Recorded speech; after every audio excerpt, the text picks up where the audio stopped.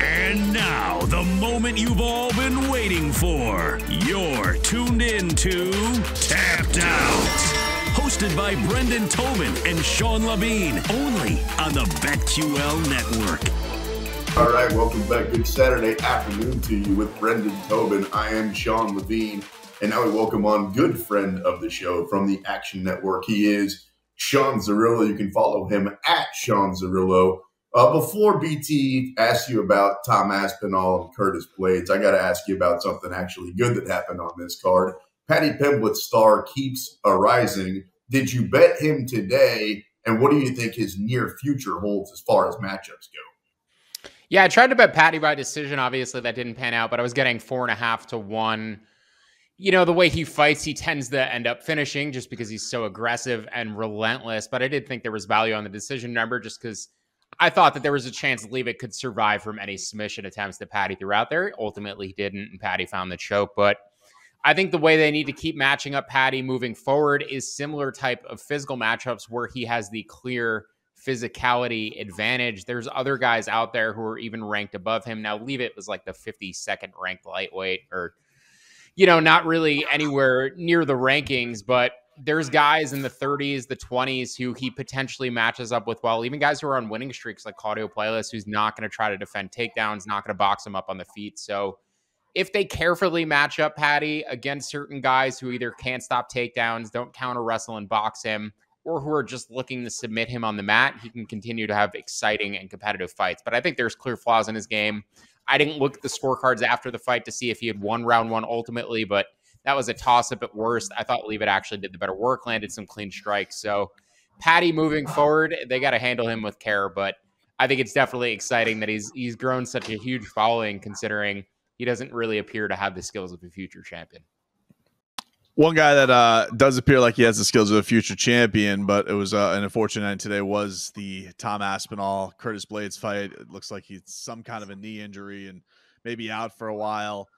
Just your reaction. We've had a couple of weeks in a row here of the main event ending via injury. It's very kind of unfulfilling. What is the thing you're most disappointed about, other than just Tom's health and career overall, but just the question that wasn't answered because we really didn't get a fight tonight? Yeah, we still don't know everything about Tom Aspinall as a fighter. He's largely finished his fights quickly.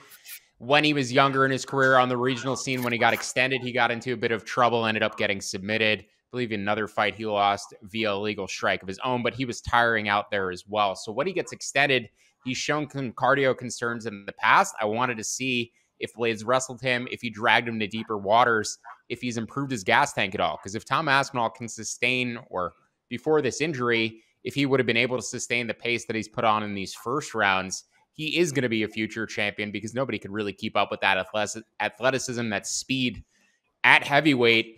Curious to see now how long he's going to be out. It seemed like a pretty significant injury. He was in a lot of pain leaving that octagon, but really you have to look at what you do with the winner. Yair Rodriguez last week. What do you do with Curtis Blades now?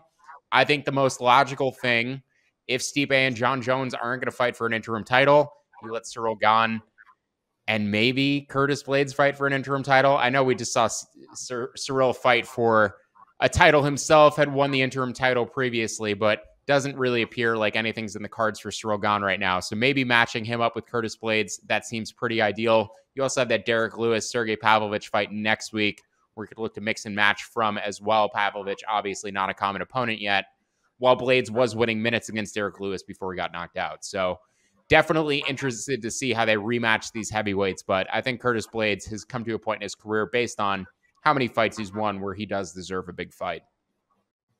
Let's keep the title talk going. Sean Zerillo joining us here on the BetQL Network. Let's change weight classes. Charles Oliveira will put his quote-unquote title that he doesn't technically have right now on the line against Islam Makhachev. Now, I'm sure you've seen the early line right now. Makhachev something like a minus 200. Oliveira at plus 165. First of all, are you surprised that Oliveira comes in as the underdog? And second part of that question is, I mean, if you like Oliveira, you got to run to go get your bet in right now, because it feels like between now and when that fight happens, everybody's be putting money in on him, right? I would assume so, especially more of the public action. We may see some bigger, sharper bets come in on the Makhachev side because the market has been so heavily tilted through his way throughout his UFC run, where Charles has been an underdog in several of his title fights. I know it flipped for the last fight versus Gaethje, but I believe he closed it plus money against both Chandler and Dustin Poirier. So Charles, I mean, definitely the better striker. He's probably going to get taken down, but is he going to be dangerous off of his back? Is he going to be able to scramble, flip positions, get back up if he wants to? There's a lot of questions for Makhachev to answer. His top pressure is absolutely phenomenal. I would probably look at the unders in that fight. I don't see that going the full 25 minutes just based on the pace that Charles fights at. He is an all-action fighter. His stamina is actually pretty improved in his recent fights, but the pace that he's going to fight at, he can tire Makhachev out as well. So I think that's going to be a scrambly mess, an absolutely exhausting fight, not only for the guys in the octagon, but for everybody watching, because there's going to be a lot of moments of danger there. So definitely going to be looking at the unders by the time that one comes around. I'm not so sure that the money line is that far off from where it should be, though. Sean, coming up next week, UFC 277. I got a couple of rematches in the main and co-main event. Which dog would you do you trust more next week? Juliana Pena being able to redo what she did where she shocked the world, or Kai Kara France getting the better of Moreno this time around? I would probably go with Kara France. No, obviously a smaller underdog than Pena is. Let me talk about that Nunes-Pena fight for a second, though. The way I bet it the first time, you look to bet Nunes in the first round, you look to bet her inside the distance props, and then you try to fly on Pena live after round one. I was going to wait until round two. I thought Nunes would have a little bit more in her gas tank. Obviously, she didn't quite get there before the line completely flipped against her. But basically, I'm going to buy the discount here probably on Amanda. That first fight was minus 600 to end inside the distance. This fight is going to be about minus 225. She was minus 330 or minus 350 even to end inside, to win inside the distance, Amanda Nunes, in the first fight. Now she's sitting closer to minus 120. So I may buy the dip on her finish props, on her round one prop, which was plus 150. You may get plus 250 or plus 300 now.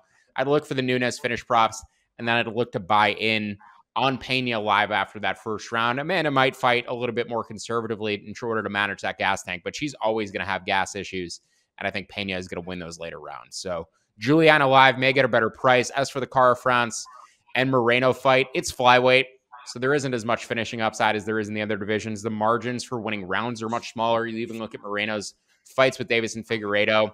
Figueiredo won those on power optics while Moreno was landing more volume, but the margins in those rounds was so narrow. It really came down to Figueiredo landing the biggest shot. If Brandon doesn't get wobbled, Brandon might win that fight. So flyweight, where the finishing rate is lower, I'm always going to look to take the underdog in a fight that is closely contested that I expect to be close throughout.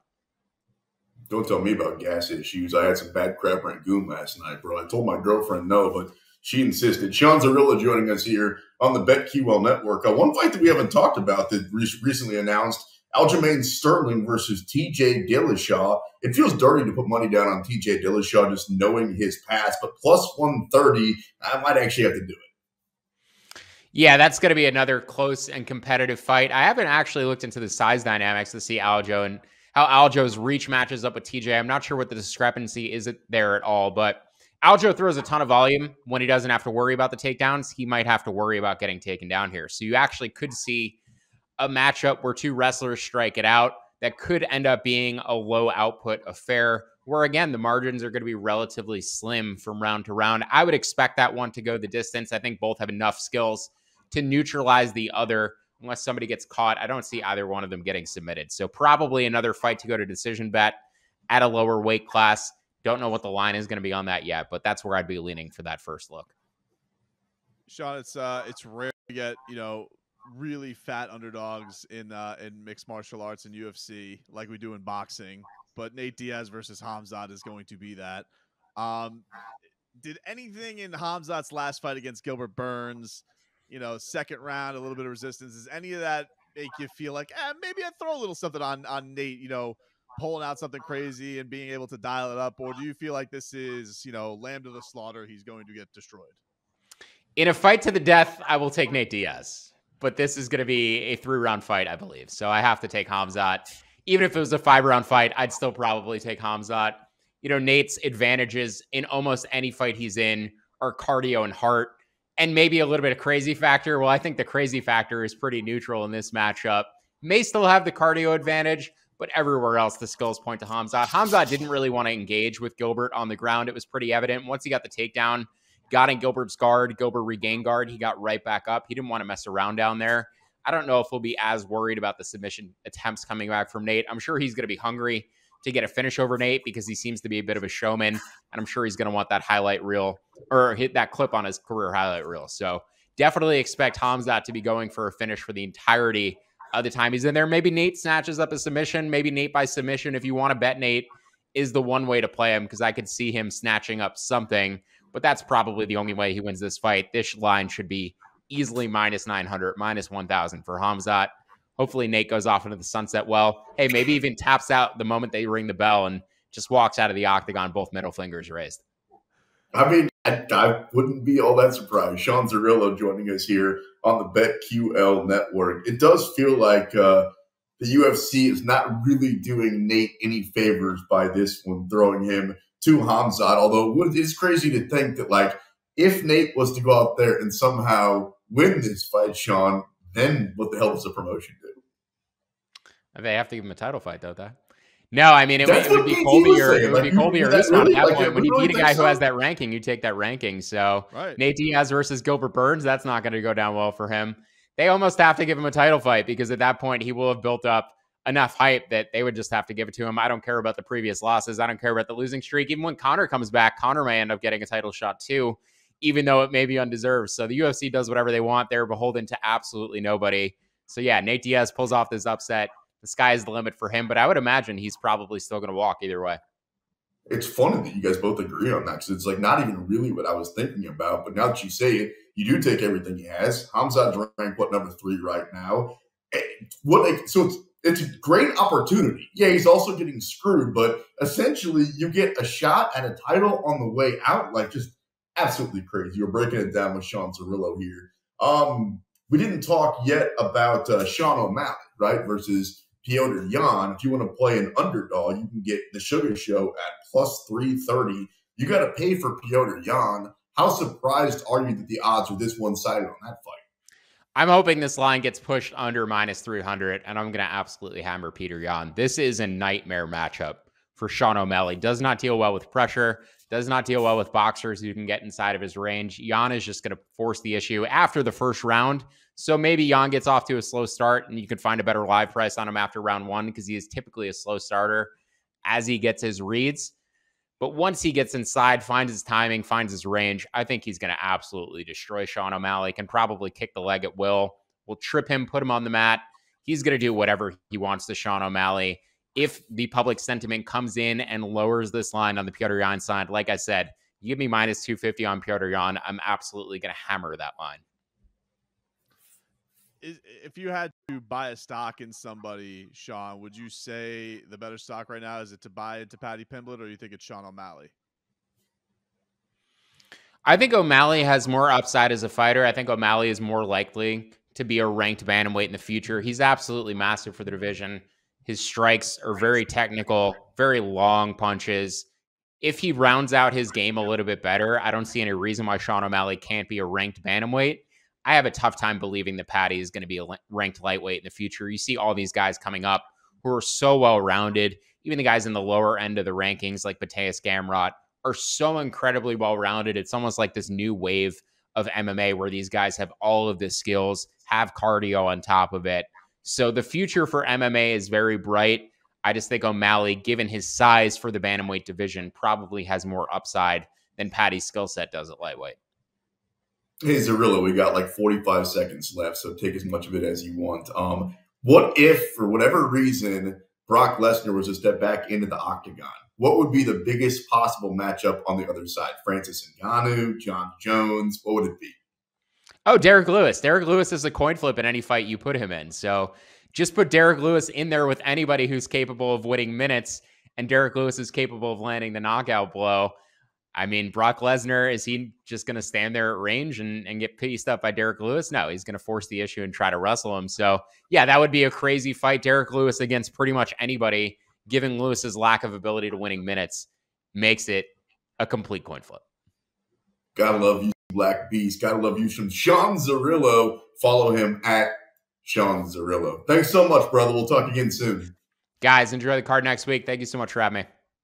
Yeah, you got it, man. It's crazy, that card next week, because that must have been like the most difficult line for the odds makers to put out there when it comes to Juliana Pena versus Amanda Nunes. You know what I mean? That's why I said that I figured they'd just be lazy about it and make it a pick 'em, because how do you really say that Amanda Nunes is a 2.5 to 1 favorite, considering that she didn't look good on the walk, she didn't look good in the octagon, she didn't look good once it got like a little bit testy in that fight? I don't really see the argument for Amanda Nunes.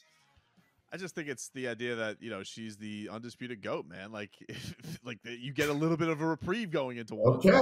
All right. Man. Coming up next, we put a bow on this thing. You're tapped out on the Action Network.